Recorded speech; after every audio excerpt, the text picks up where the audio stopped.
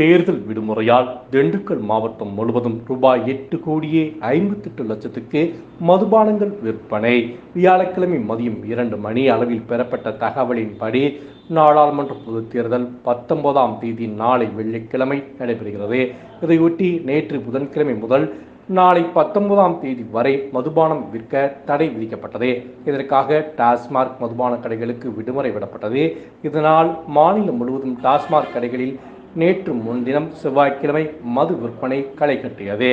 இதில் திண்டுக்கல் மாவட்டத்தை பொறுத்தவரை 155 மதுக்கடைகள் இருக்கின்றன.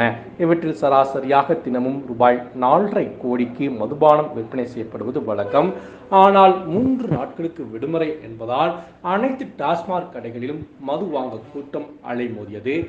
ஒரு சில பைகளில் மது பாட்டில்களை வாங்கி சென்றனர்.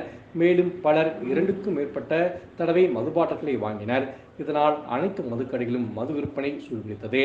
இதன் மூலம் நேற்று முன்தினம் செவ்வாய்க்கிழமை ஒரே நாளில் மாவட்டம் முழுவதும் ரூபாய் 8,58,00,000க்கு மதுபானம் விற்பனை செய்யப்பட்டிருப்பது குறிப்பிடத்தக்கது.